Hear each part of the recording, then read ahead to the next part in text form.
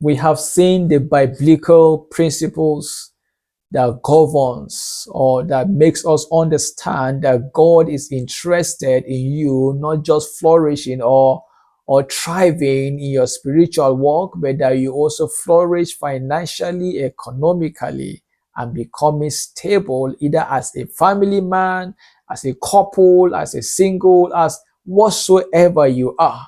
God's plan for you is that you prosper economically, financially, and most importantly, spiritually. Okay, so that is God's plan for you. So now we want to look at some practical steps, okay, that you can develop a good entrepreneur skill or entrepreneur venture. All right, you as an entrepreneur, how you can develop your business, very, very practical steps that you can grow your business.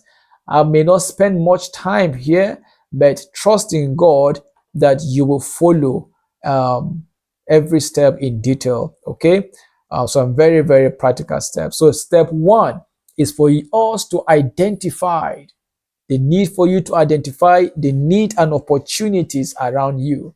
Okay, so what does that mean? Every profitable business begins with solving a real problem, and these problems are not far-fetched. Okay, look around your neighborhood, your church, your office, or any online community. What do people complain about? What do people spend money on or wish was easier for them to obtain? Okay, so it means that you need to look around, you need to open your ears to listen to conversation around. Okay, that will generate an idea for you on what you should venture your hand into, okay, as a business. So that will guide you on what kind of business you should do. Okay, so it is very, very simple. So it means you don't have to hide yourself.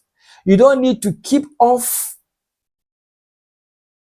Okay, you don't need to exempt yourself, interact, expose yourself to interaction, and open your ears to conversations. By such doing, open your eyes too to see things for yourself. What is it that is difficult for people to have in your community, either online or in your church, wherever it is? Okay, and then you channel your own business idea in that line. So that will go a long way to help. Okay, so observe your local environment. What product or services are in demand but are scarce? Okay, talk to people. Ask, what do you often spend money on? Okay, expose yourself to conversation and also pay attention to seasonal trend. All right, e.g., when school are resuming, like now, this period between August, September, and even October, people are still resuming back to school. So what are those things that are needed during these seasons? Okay, during school, of course, a lot of accessories, stationaries, uniforms, and everything, and also during festive periods, during cellular breaks, during Christmas breaks. What are those things that people are on the lookout for? Okay, make it available unto them. And even during wedding, what are those things? Souvenirs, rentals, those things that you can make available to sell. This will guide your business idea. Okay, part-time. So look out for need around you, and opportunities is very, very key. Step two, start small. Don't wait for big capital. Okay, sometimes you can even start with nothing. I have seen that some people even go to collect something. For instance, you have noticed that during school resumption, people are in need of school bags, water bottles, lunch bags, and everything. You might not be having the money at that time, but once you identify someone who is in need, you can tell them, I will provide this for you at this price. And then you go to someone most likely that you know and ask them to give you this item. You will go and bring the money back. Okay, once you go, you collect the money after selling it. You come back, you take out the money, the profit that belongs to you, and then give the money to the original person you collected the items from.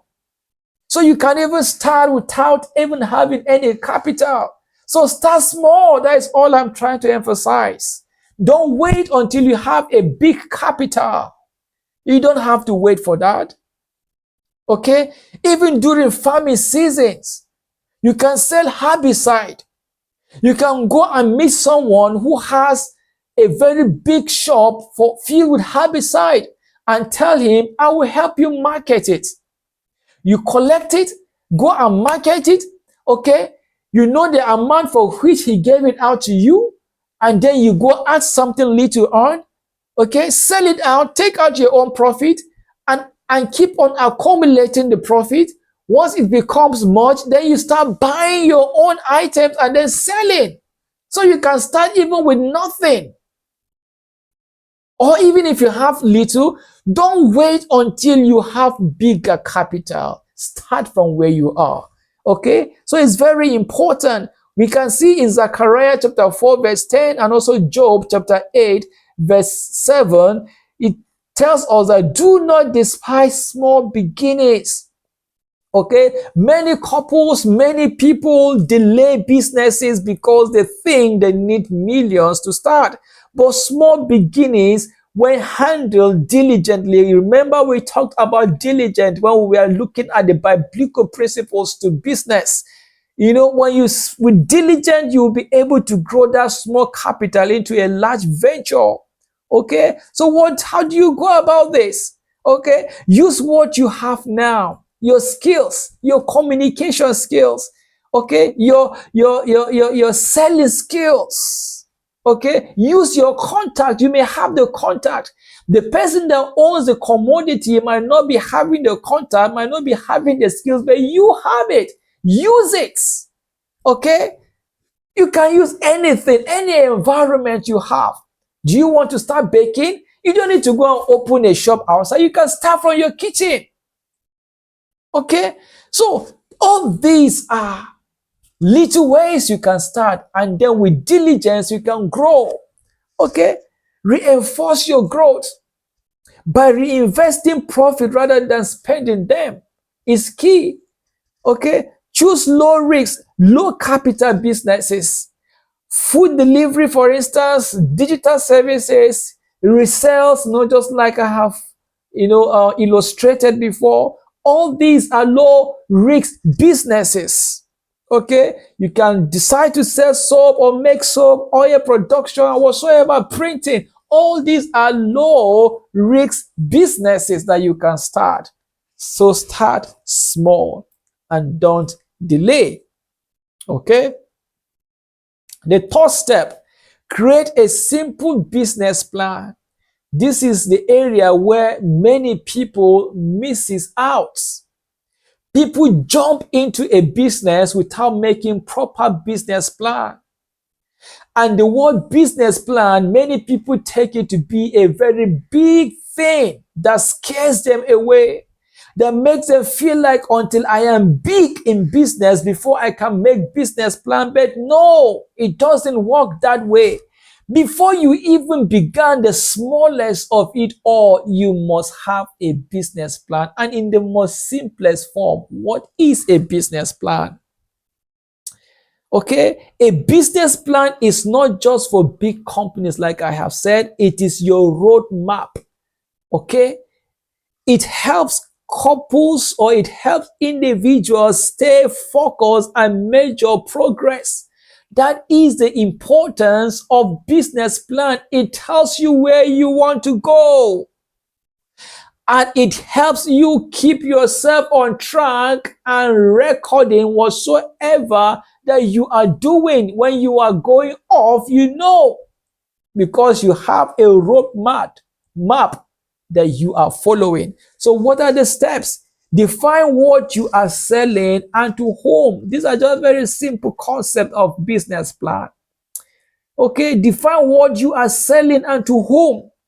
Set price based on cost and profit margin. These are the elements that must be there, components of your business plan. You must define what you want to sell and the audience, the customers that you want to sell to. Okay, it's very key. Who do you want to be the patronizers of your business? Is it women? Is it men? Is it unisex? Is it the aged? Is it the young? Is it the middle class, the middle age? So you have to define your own customers, those that you intend, to sell out to, and also setting the price of your good or whatever services you are rendering on your cost plus profit margin. Okay, that is based on your cost and your profit margin. And thirdly, you must outline how you will market the products that you sell now. Is it through WhatsApp? Is it through one-on-one contact? Is it through flyers? Is it through referrals? Whatsoever means, you must define it so that it will be easier for you when you start. You will not become frustrated by jumping from one to another and not becoming stable. So it is key that you define how you intend to market your product. And then lastly, you must set monthly financial target. You must tell yourself this month how much you intend to sell or to make. And then you discipline yourself in working towards that. So we can see business plan is so simple. It helps you to remain on check and on track in your business line. Very, very important. A very simple example I want to give to this business plan idea is that number one, the product or service you will define, for instance, natural hair oil or baking, bread or whatever. And then the target audience, you can say the working class women aged between 20 and 40. That is if you are selling the natural hair oil. So your target audience, your target customers is what? The working class women between the age of 20 and 40. And what is your startup cost? Okay, 25,000. That is the startup cost you are beginning with. And your sales channels, you intend to use Instagram, WhatsApp groups, church women's meeting, and whatsoever other medium that you want to use. And what's your target? You sell 50 bottles per month.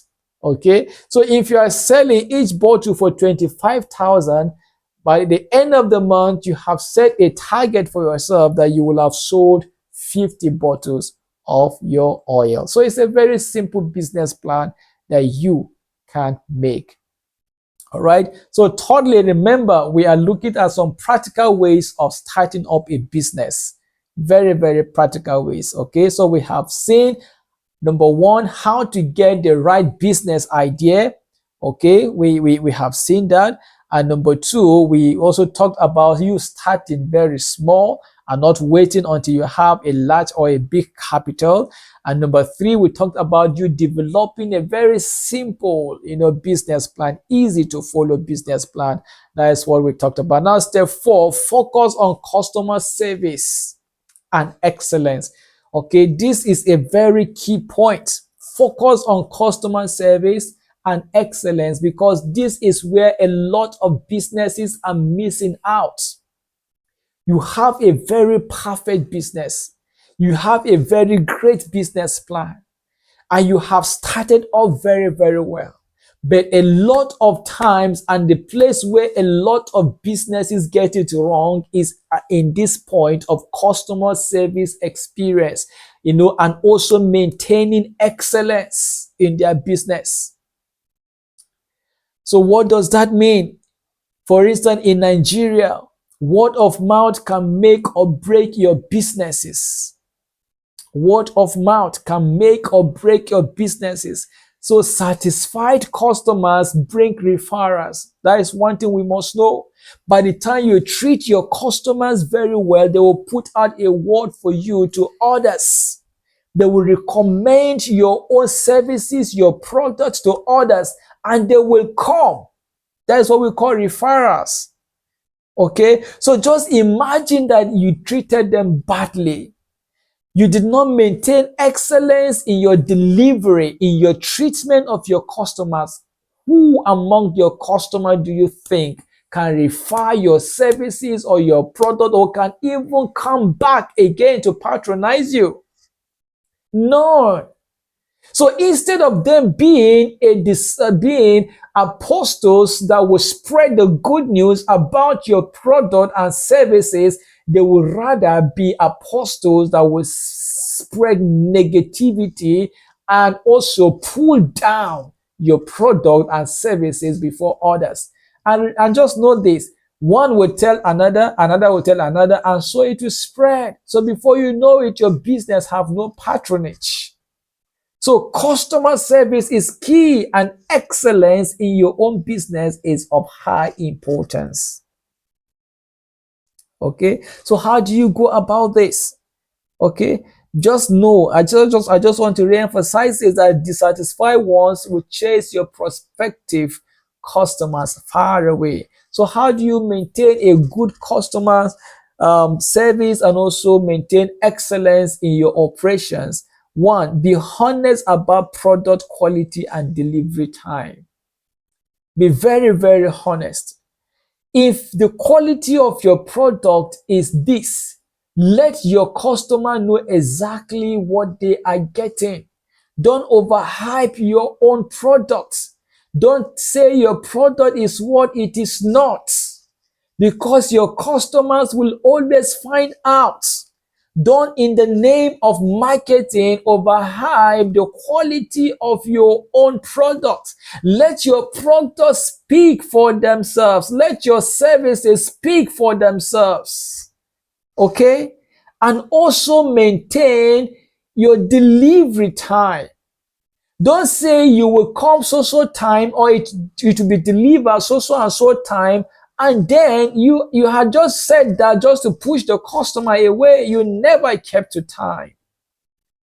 That is an undoing to every business. But when you maintain truthfulness in the explanations of to your services and your product, and also your delivery time, if you remain truthful to it, I tell you the truth, it will add value to your business. Secondly, treat every client with respect. We know that customers are always right. Many times we are told that, but it's not just about the customers being right, but treat them with respect, and they will respond right to you. Okay?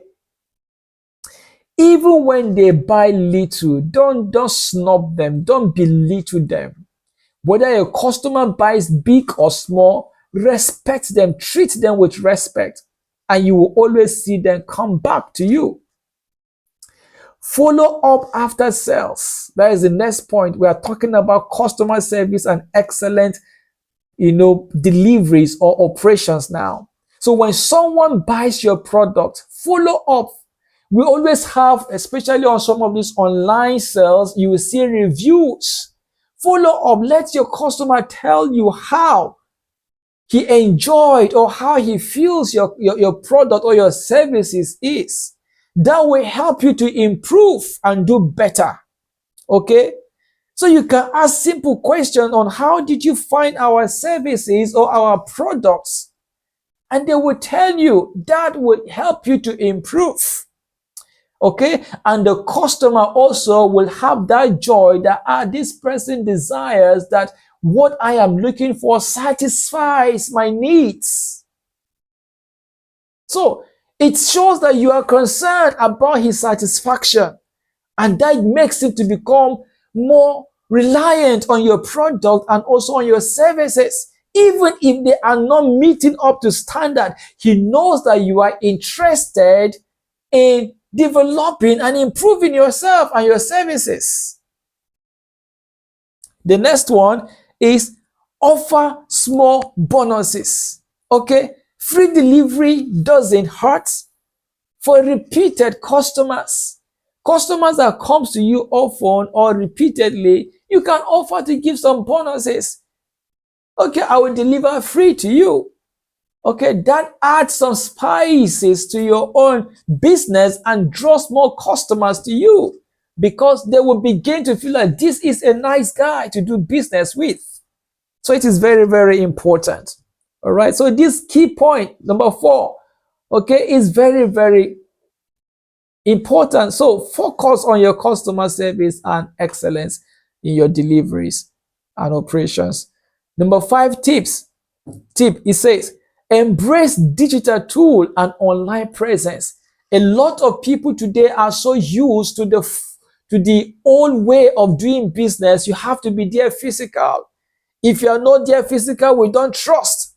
If I don't see physical money or money exchange cash, I don't believe you.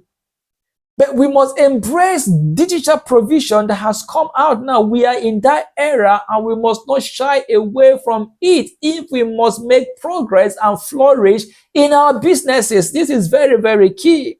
So whatsoever you are into as a businessman, you can inculcate, you can, digitalize it. Either your payment medium or even your advertisement or sales medium. You can go online to advertise your good and link up with customers from far and wide. You can receive payment from anywhere through online channels. So do not limit yourself. Do not limit your business. It is very, very key. Okay? So business visibility no longer depends on physical shops. Even from your home, you can reach hundreds of customers daily, like I've explained. You can use mediums like WhatsApp, Instagram, your TikTok, your Facebook, even YouTube. All right, to reach out. Open social media pages, like I have said. Okay. Accept digital payments. We have OPay, PalmPay, MoneyPoint, and a lot to make payment easier, okay, and transactions. You can also join online marketplaces like eBay, Jumia, Jinji, whatsoever. That will make, don't think that it's only the big business that can go digital. Even if you are selling Momo, if you are selling whatsoever it is, even if you are a vulcanizer that fixes tire, you can go online to expand your visibility and presence. You can do that. So there is no business that cannot, go digital, except if you don't want to. But remember, if you don't want to, you are also buying into limiting yourself from greater or wider visibility and profitability.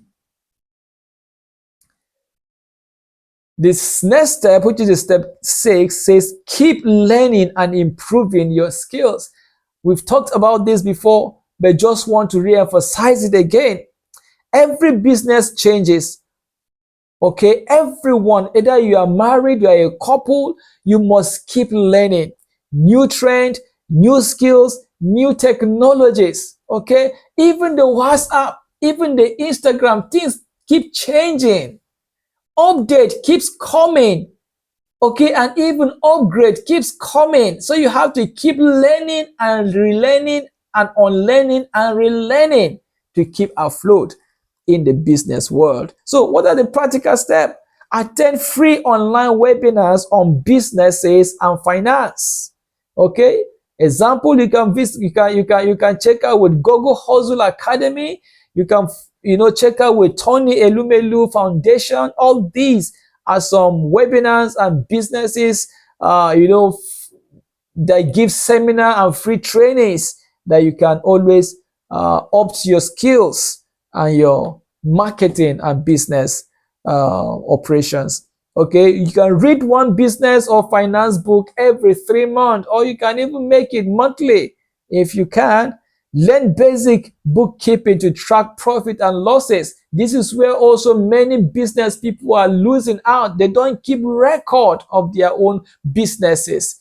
They just do it using their head. You will not be able to know when you are losing or when you are gaining. Okay, so you might end up crashing down without even knowing it. So it is very, very important, bookkeeping. Ask for feedback and improvement continuously, just like we've seen from the previous point under customer service. Ask your customer for feedback on your services and your product. It's very important. And step 7, build business partnership and network. Is very, very key. Remember, we are talking about practical steps of starting and running a business. The next step is step 7 that says build business partnership and network. Okay? Is very key. What does that mean? No business thrives in isolation. That is one thing I want us to know. Okay, relationships create opportunities, mentorship, and collaboration. So don't stand alone. Don't be a one-man, gang. Okay, relate with people, connect with people, build relationship, because your relationship will always create opportunities for you. So avoid isolation and standing alone. Okay, it will create mentorship for you and also collaboration in expanding your ideas and your businesses. So what are the steps to that? Join local business groups, trade associations, or even church entrepreneurship fellowships. You can join all of those. Attend events, exhibition, and fairs to meet suppliers and partners. So don't just stay back. Mingle, interact, go to events, business events, trade fairs, and whatsoever. Business groups in church, in wherever your places of worship. Go on. All right. Expose yourself and relate. All right. Because your business needs that networking for it to expand. So find mentor for yourself, someone who is successful in that field where you are, that business field where you are, and learn from them. It's very, very, very, very key. So these are the practical steps, okay? Very, very practical steps that we can take in starting up a business, running the business, and maintaining the business. All right? I believe you've learned something from this. So thank you for watching, and God bless you. Amen.